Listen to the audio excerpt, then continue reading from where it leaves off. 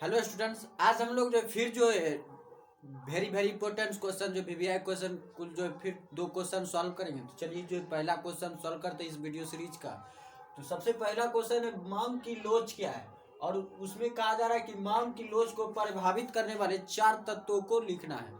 सबसे पहला हम मांग के लोच को समझते हैं। तो मांग का लोच जो है किसी भी वस्तु के घटने और बढ़ने का जो गुण होता है वही जो है मांग का लोच होता है। ये वस्तु का जो मांग का लोच होता है वो जो इस चीज से रिलेटेड होता है कि वस्तु के घटने या बढ़ने के गुण से, वस्तु के घटने या बढ़ने के गुण से रिलेटेड होता है मांग का लोच। यदि हम मांग के लोच का परिभाषा बनाए तो ये इस प्रकार बनेगा कि मांग की लोच जो है, मांग की जो कीमत लोच होती है वो जो है किसी भी वस्तु के जो कीमत, वस्तु का जो कीमत परिवर्तन हो रहा है, कीमत प्रतिशत, कीमत में जो प्रतिशत परिवर्तन हो रहा है और वस्तु के मांग में जो प्रतिशत परिवर्तन हो रहा है उसके अनुपात को जो उसके जो है अनुपात को जो है उसके अनुपात को जो है उसके अनुपात को जो है लोच कहा जाता है। वस्तु की मांग की कीमत की लोच कहा जाता है, वस्तु की कीमत लोच कहा जाता है या मांग की लोच कहा जाता है। तो यह हम लोच की परिभाषा बोल सकते हैं। आखिर मांग की लोच है क्या? तो वस्तु के कीमत परिवर्तन या वस्तु के कीमत में प्रतिशत परिवर्तन और वस्तु के मांग में प्रतिशत परिवर्तन के अनुपात को जो है मांग की लोच कहा जाता है, वस्तु के मांग की लोच कहा जाता है। अब जो इसके घटक जो होते हैं, इसको जो प्रभावित करने वाले घटक होते हैं जिसमें 4 मुख्य कहे गए हैं। तो हम जो चारों मुख्य में सबसे पहला कहा जा रहा है वस्तु की प्रकृति अर्थात वस्तु का गुण।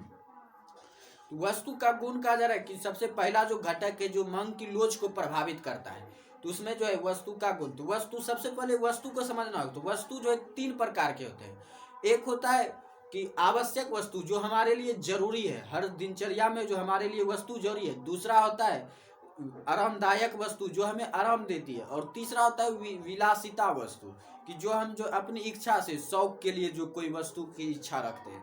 तो ये जो वस्तु 3 प्रकार के होते हैं। इसमें जो मुख्य होते हैं, सबसे पहला जो आराम जो आवश्यक वस्तु है, इसमें जो है जैसे नमक हो गया, मसाला हो गया, इस पर सब जो है इसकी मांग जो है बेलोचदार होती है। बेलोचदार करने का इसमें कोई लोच परिवर्तन नहीं होता है। इसमें जो है कोई लोच परिवर्तन नहीं होता क्योंकि इसमें जो है कि अगर किसी भी वस्तु का मांग जो कीमत अगर परिवर्तित हो गया तो नमक जो है छोटी छोटी चीज़ों पर जो है नमक कुरकुरे अगर जो हम खाते हैं तो इस सब वस्तु पर कोई फर्क पड़ने वाला नहीं है। उसके बाद जो कर रहा है आरामदायक वस्तु, तो इस पर जो है इसकी मांग जो है थोड़ी लोचदार होती है। वस्तु के जो आरामदायक वस्तु जैसे टेलीविजन, टेलीविजन हो गया, बहुत सारी वस्तुएं जो हमें आराम देती है, एसी कूलर जो भी है, तो इस सब की वस्तु थोड़ी लोचदार होती है क्योंकि इसके अगर इसका हम दाम बढ़ जाए, मान लीजिए एक टेलीविजन का अगर दाम बढ़ जाए तो हम जो उसे खरीदने से जो है थोड़ा कतराते हैं क्योंकि उसका दाम बढ़ गया। तो इस पर जो है हमारा जो वस्तु का मांग पर जो है इस पर जो है थोड़ा लोच उत्पन्न होता है। तो ये जो थोड़ा लोचदार होता है, तो आरामदायक वस्तु के जो होता है वो जो है थोड़ा लोचदार होता है। लेकिन वहीं पर विलासिता वस्तु, इसकी जो लोच होता है, इसका जो लोच होता है ये बहुत अधिक लोचदार होता है। क्योंकि जो यदि मान लीजिए कोई विलास, तो हम किसी वस्तु को शौक के लिए खरीद रहे हैं, अगर उसका दाम बढ़ गया और हमारे पास उतनी क्षमता नहीं है खरीदने, तो हम उस वस्तु को नहीं खरीदेंगे। यहाँ पर जो उस वस्तु की मांग जो हमारे लिए रुक जाएगी, शून्य हो जाएगी। तो इस प्रकार से जो ये जो वस्तु की प्रकृति भी जो है मांग के लोच को प्रभावित करती है। उसके बाद जो वस्तु का वैकल्पिक प्रयोग, तो वैकल्पिक प्रयोग करने करते कि कि जिस वस्तु का एक ही प्रयोग संभव हो उसका जो मांग होता है वो बेलोचदार होता है। करने करते उसमें कोई लोच उत्पन्न होता ही नहीं है। जैसे मान लीजिए एक ट्रेन है, उसमें हम कोयला यूज करते हैं और ट्रेन में जो कोयला के सिवा जो पहले जो, अभी तो बिजली पर ट्रेन चल रही है, लेकिन पहले जो तो ट्रेन चलाने के लिए एक कोयला ही ऑप्शन था।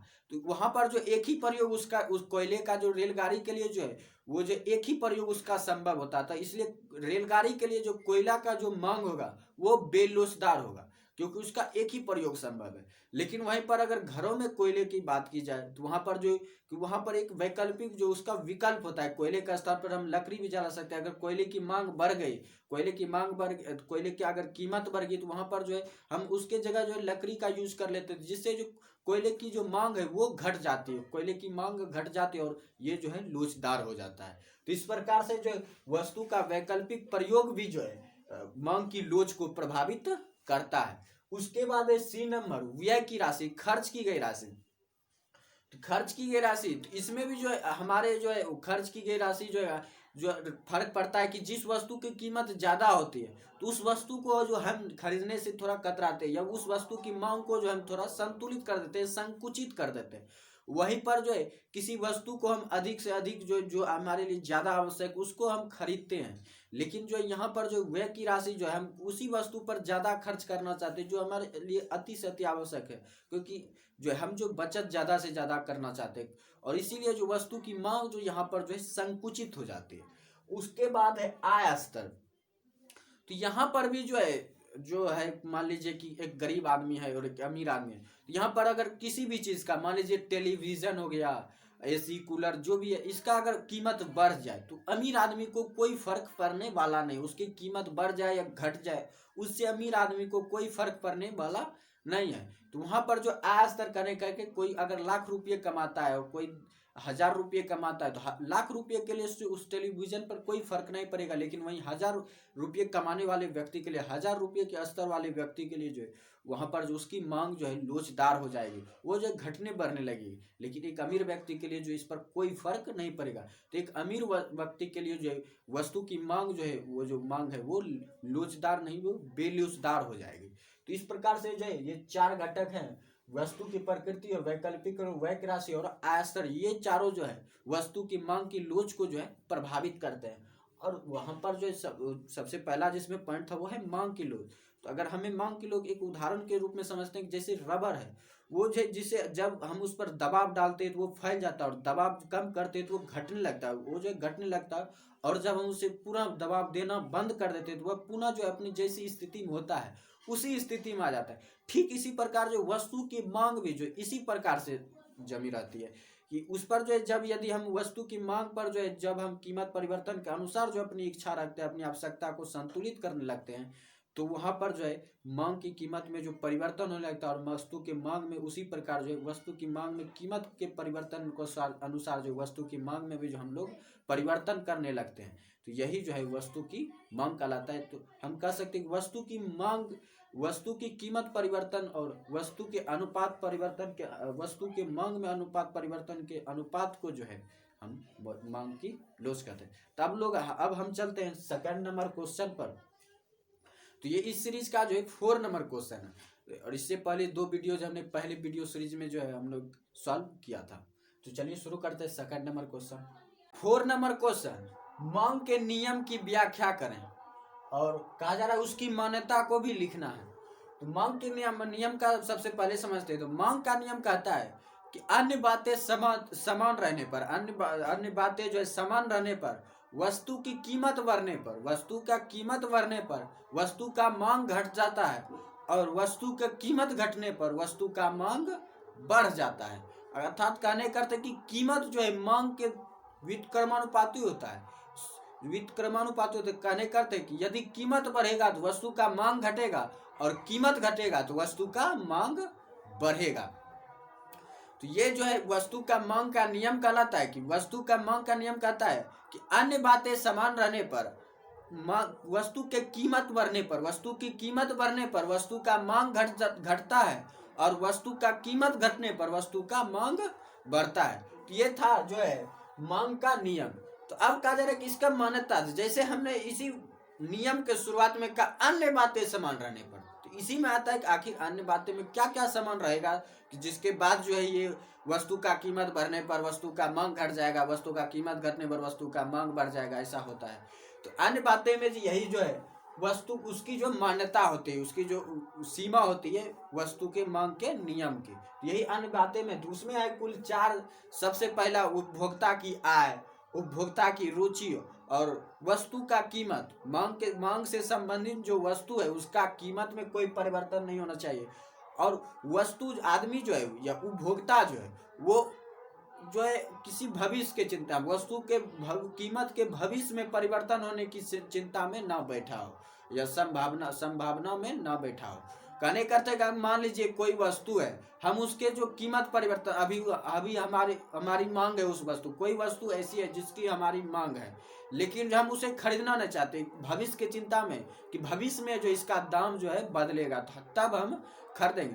तो अगर हम ऐसा सोचने लगेंगे तो कोई जो अगर मान लीजिए हर उपभोक्ता यही सोचने लगे, अगर हर उपभोक्ता यही सोचने लगे तो वस्तु का मांग में कोई परिवर्तन ही नहीं होगा। तो यहाँ पर जो तब जो मांग का नियम लागू नहीं होगा। तो इसलिए जो उसे ये नहीं होना चाहिए कि वस्तु का जो मांग कीमत परिवर्तन जो वो उपभोक्ता के भविष्य के चिंता में बैठा हो, या उपभोक्ता उस कीमत परिवर्तन के भविष्य के चिंता में बैठा हो। ये जो है मांग के नियम की जो है सीमाएं हैं या उनकी मान्यताएं हैं। और उसमें पहला है कि उपभोक्ता के आय में परिवर्तन नहीं होना चाहिए।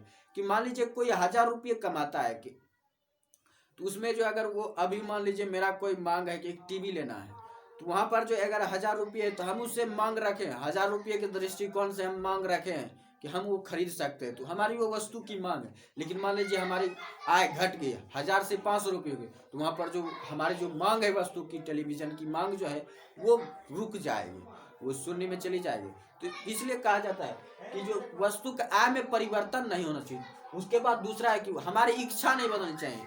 एक ही वस्तु पर जो हमारी रुचि जो है टिकी रहनी चाहिए, एक ही वस्तु पर, उसमें कोई परिवर्तन नहीं होना चाहिए। हमारी वस्तु के रुचि में जो है कोई परिवर्तन नहीं होना चाहिए। और थर्ड नंबर है कि वस्तु के उससे संबंधित जो मांग के नियम से संबंधित कोई वस्तु है, अगर मान लीजिए हमारे पास 1000 रुपये की क्षमता है टीवी खरीदने का, अभी टीवी है 5000 रुपये, और हम 1000 कमाते कमाते हमने उसे पूरा लिया 5000 में अब टीवी के। लेकिन मान लीजिए जब हम खरीदने की सोचे और खरीदने गए, लेकिन पता चला कि बस तो टेलीविजन का जो कीमत है वो बढ़ चुका है, 5 से वो 10,000 रुपया हो चुका है, तो वहाँ पर जो है उस वस्तु की मांग जो हमारे लिए शून्य हो जाएगी।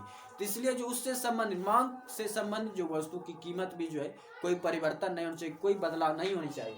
और उसके बाद एक 4 नंबर की कि भविष्य की चिंता, और भविष्य की चिंता जो है, भविष्य के चिंता में जो है हमें नहीं बैठना है। कीमत परिवर्तन जो उपभोक्ता जो है वस्तु भविष्य के चिंता में जो है कीमत परिवर्तन के भविष्य की चिंता में ना बैठा हो, या उसकी संभावना ना हो, तभी जो है मांग का नियम लागू होगा। या 5वीं हम कह सकते हैं कि साधारण, ये जो है साधारण वस्तु पर मांग का नियम जो सिर्फ साधारण वस्तु पर ही लागू होते हैं, जो हमारी आवश्यकता होती है, जिसे हम खरीदना चाहते हैं हर रोज या महीने में, वर्ष में, या जो हमारी जरूरत होती है। और बहुत सारी ऐसी चीज़ें जो विलासिता वस्तु कहलाती है, जो हम शौक के लिए सिर्फ पूरा करते हैं, वो हमारी आवश्यकता नहीं है। अगर वो हमारे घर में ना आए तो हम भी चैन से जी सकते हैं। तो ये जो विलासिता वस्तु के लिए पर जो है लागू नहीं होता है। तो इसलिए जो है साधारण वस्तु पर लागू होता है। सिर्फ जो है मांग का नियम जो है साधारण वस्तु पर ही लागू होता है। यही है मांग का नियम कि अन्य बातें समान रहने पर, वस्तु की कीमत बढ़ने पर वस्तु का मांग घटता है, और वस्तु का कीमत घटने पर वस्तु का मांग बढ़ता है। और इसकी सीमाएं, पहला कि वस्तु की आय में कोई उपभोक्ता की आय में कोई परिवर्तन नहीं होना चाहिए, वस्तु की रुचि में कोई परिवर्तन नहीं होना चाहिए, उपभोक्ता जो है कीमत परिवर्तन के भविष्य की चिंता में ना बैठा हो। चौथा है कि वस्तु के जो है उससे संबंधित जो वस्तु से संबंधित जो वस्तु है उसकी कीमत में कोई परिवर्तन नहीं होना चाहिए। और 5वां है कि ये सिर्फ मांग का नियम जो सिर्फ साधारण वस्तु पर ही लागू होता है, विलासिता वस्तु पर लागू नहीं।